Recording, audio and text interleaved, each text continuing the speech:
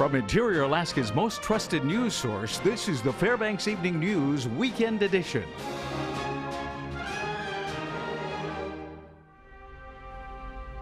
Good evening. Welcome to the Saturday edition of the Fbx Evening News. I'm Katie Looper. Our top story tonight. This week, Alaska U.S. Senator Lisa Murkowski continued to press the leadership of the Department of Veterans Affairs over issues with the current VA healthcare system in Alaska.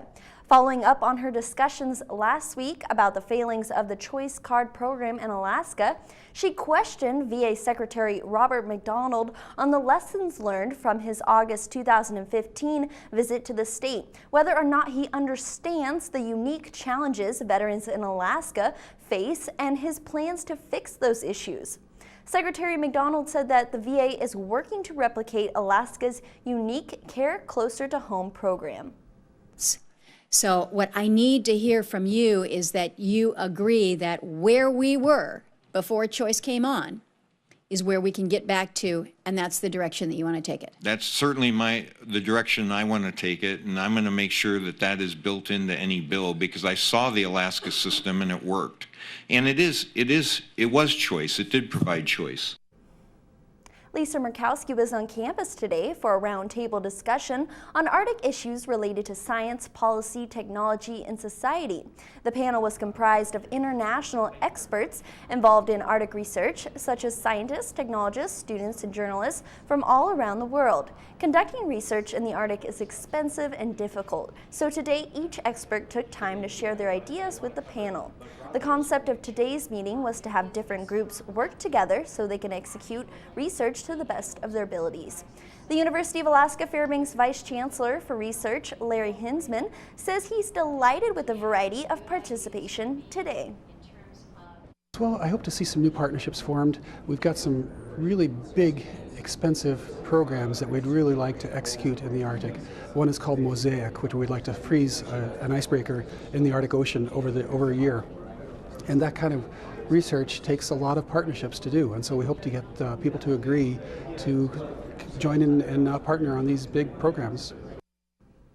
As the agency awaits word on consolidation, HFC's Home Energy Rebate Program will be discontinued after March 25th. David Spindler has the story.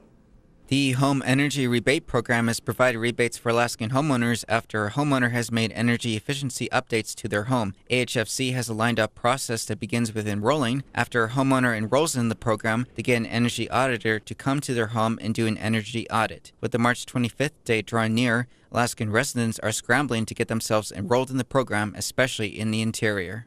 Anchorage and other parts of the state have participated in the program a lot more than interior residents, and we think that interior residents would greatly benefit from participating in the program. We're very sad that this is a program that's being discontinued, and really hope that, considering the energy situation that we have in the interior, these residents take advantage of the program that's available in the short time that it is available. Supporters of the program say the more carbon that's put into the environment, the worse it is, and AHFC's Home Energy Rebate Program can help Alaskan homes become more energy efficient. However, energy auditors like Dan Spillane will often give a result that has a recommendation list for the homeowner to make upgrades to the residential home. Spillane says that having this program, while it's still available, is a great value to the Fairbanks community. Every point of the economy is benefiting by this program, and it's, truly it's just a shame that it's going away. I mean, I understand that there has to be cuts. We don't have a tax base right now, and oil prices are in the tank, so something has to happen. But this was one of those programs that, it's truly a disservice to the community to have it go away. When money goes out to fix a homeowner will not get a rebate unless there is a significant reduction in the energy use of that home, which is what makes it more energy efficient. This is David Spindler reporting. When we come back, ice carvers were presented with awards last night at the Ice Art Championships. We'll have the details. Also, it's time to spring forward, and the local fire departments have some reminders for the public. Those stories and more when we return. Stay with us. Welcome back. In connection with Arctic Science Summit Week, the Alaska Native Studies and Rural Development Program at UAF is hosting a healing and wellness presentation Sunday night. This panel will discuss Alaska's indigenous peoples, the impact of colonization, and current efforts in knowledge and healing. The presentation will be in 2 parts. The first part will provide an overview of Alaska Natives regarding history and traumatic impacts. The second part will be a discussion of importance of traditions and traditional knowledge and how it can have a healing effect on Alaska Natives, families, and communities. There will also be a question and answer segment at the end. The Vice Chancellor for Rural Communities and Native Education, Yvonne Pater, talks about some of the traumas Alaska's indigenous people went through and what needs to be done. There was this whole era of history where the identity of Alaskan people was literally tried to be beaten out of them through Western educational institutions in particular, but also through some of the religious institutions. And so we're going to talk about some of that history and the implications on mental health and well-being, emotional health and well-being, and the importance for our community to heal from that. And what does it mean? What does it look like to go through a healing process so that you can feel good about who you are and your identity? And so we're going to talk about some of the history and then some of the approaches that we've been implementing to help support people through their healing journey. Richard Murphy is an award-winning photojournalist practicing and teaching at UAF. He's a Pulitzer Prize winner and judge. He's also UAF's STEM chair. This week he lectured to his guests about photography on campus. The UAF STEM chair is a nominated position that includes some of the most accomplished reporters in the country. Richard Murphy spoke to listeners about his picture-perfect moments Wednesday. Murphy showed scenes from past assignments, the works of his own students, and also some of his experimental projects. Murphy says the digital age is both a blessing and a curse for amateur and professional picture takers. He adds that any photo can be a great one, even if it's shot through a cell phone. I've got pictures of my own are hanging in museums that were taken with cell phones. I think the key is getting in close and making sure everything in the picture is something you want. You know, you don't want to take the classic Alaska picture of, see that dot in the tree? That's a bald eagle. You want to avoid those pictures. Governor Bill Walker and other officials at ICE Alaska presented the multi-block ice carvers with awards last night. Ice artists from all over the world travel to Fairbanks for the Ice Art Championships. Each team is given 10 blocks of ice, which usually weighs out to a minimum of 46,000 pounds. Carvers have less than a week to cut and shape their masterpiece, and multi-block ice carvers can create sculptures that are higher than 25 feet tall. One carver has come all the way up from Nashville, Tennessee. He's an executive chef with an ice carving company on the side. This year, his team put up the largest sculpture in Ice Alaska history that was 32 feet tall. It was mystical, that's how I can say. My soul is full and I'm happy. Great team, worked with some masters. I mean, Jim Duggan and Jess Parrish and young Matt, amazing guys to work with. It was just fun. They bring the energy. The full list of categories and winners is available online at icealaska.com.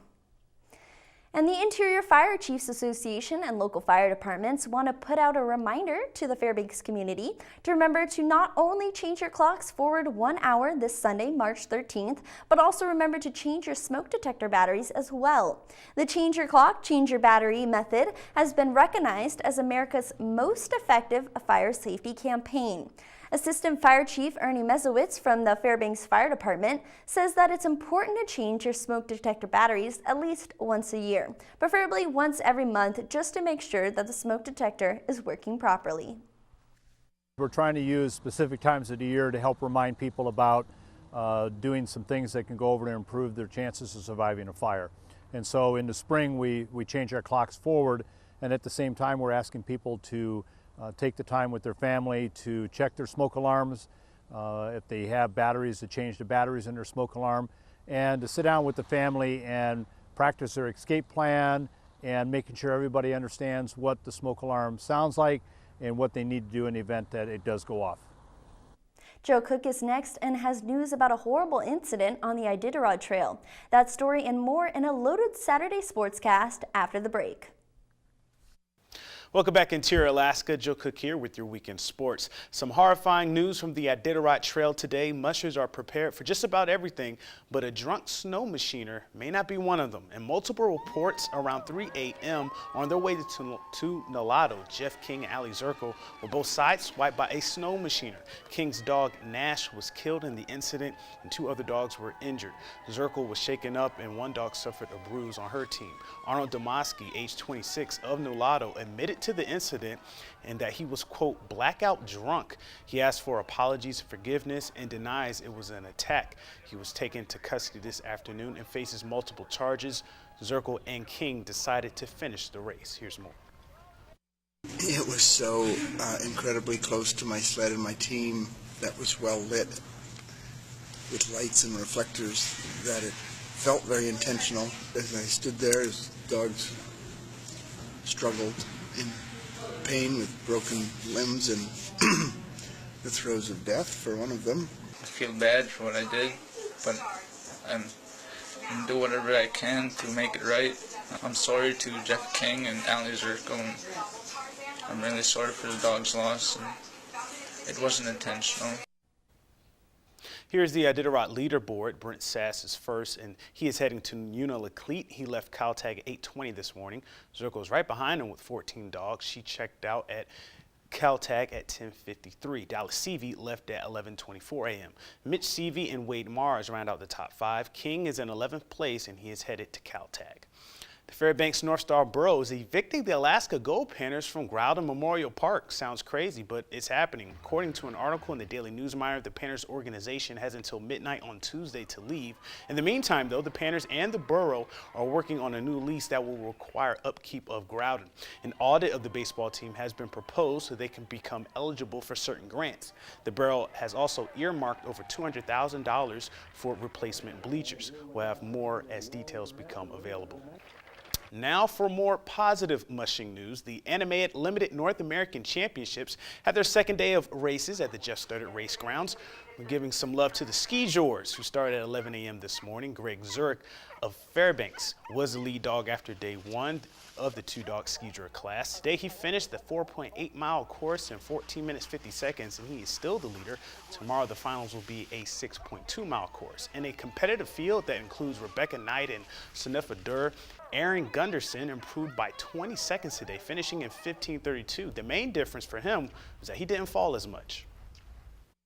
I fell yesterday and got tangled up, so that was a good 20 seconds there. And I actually fell twice today, but they were less tragic falls, and I was able to recover pretty well. So we were all in better shape, I think, today. Just have fun. Just let the dogs do what they do.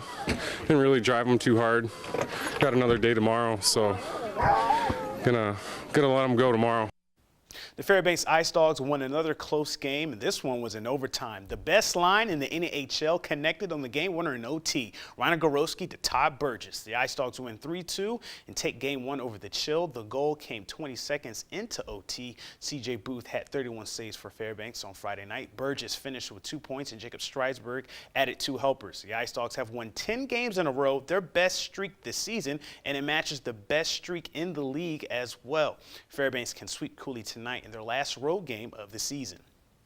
In the Aurora Conference boys title game, the Monroe Rams went up against the Delta Junction Huskies. What happened next can only be described as monumental. Number 1 Monroe was down 7-27 to number 3 Delta. That's right, Delta up 20 on the Rams, but Monroe, they would make a comeback. Down 14 to start the 4th quarter. They go on a huge rally. They cashed in on Husky turnovers and missed free throws. Ryan Brantley, he scored all 14 of his points in the second half. Jeremiah Bailey also had 14. He made it 36-39 Delta with 1:08 left. It came down to free throws. Delta up 2 with 11 seconds left. Josh Helkin, who had a game-high 15, misses both. Monroe had a chance for the rebound, but they can't corral it.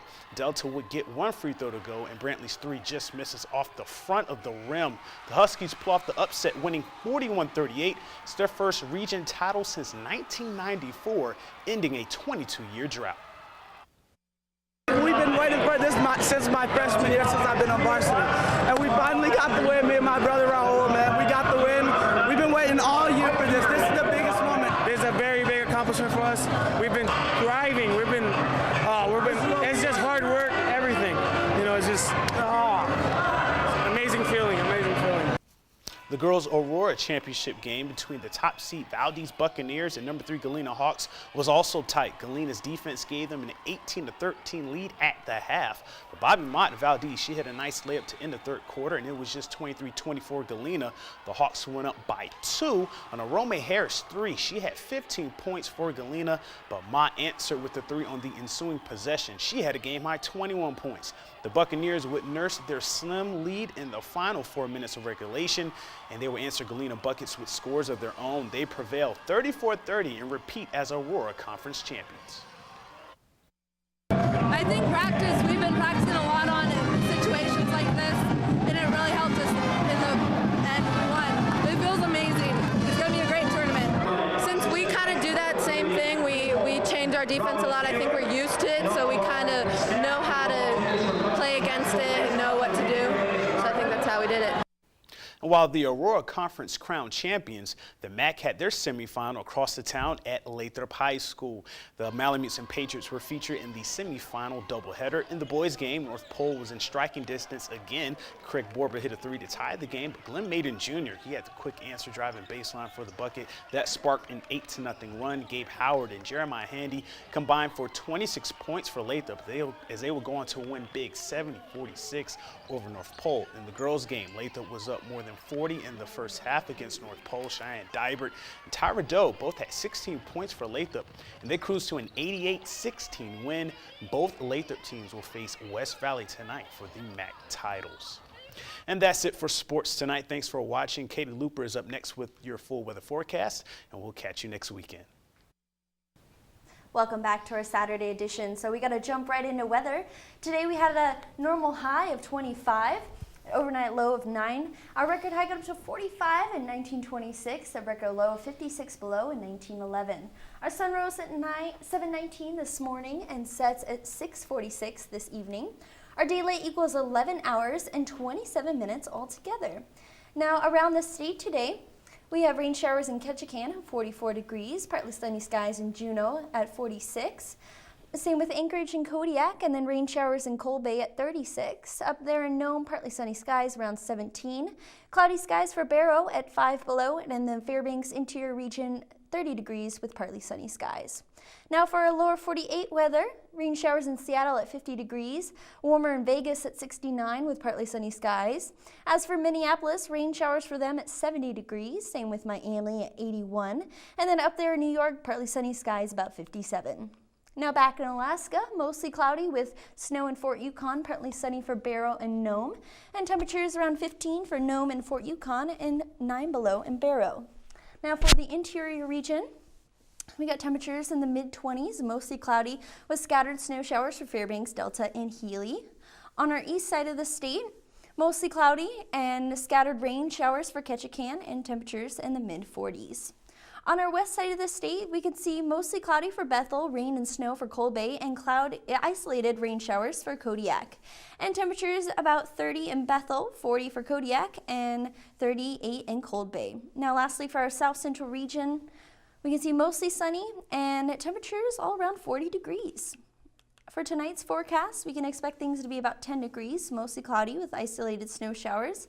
Same for tomorrow, temperatures a little warmer though, about 25 degrees. And lastly, for our extended outlook, temperatures going to be getting nicer as we go through the week, starting at 18 and moving all the way up to 25. And our overnight lows are going to be around 0 to 5 below. Also, we just want to remind people to spring forward an hour and change their clocks. Yeah, it's not going to be exciting, but hey, got to do it. Yeah, I got a plane tomorrow, so I got to make sure I got my alarms all right. All right, well, that'll wrap up this Saturday edition of the Fbx Evening News. We're glad you could join us.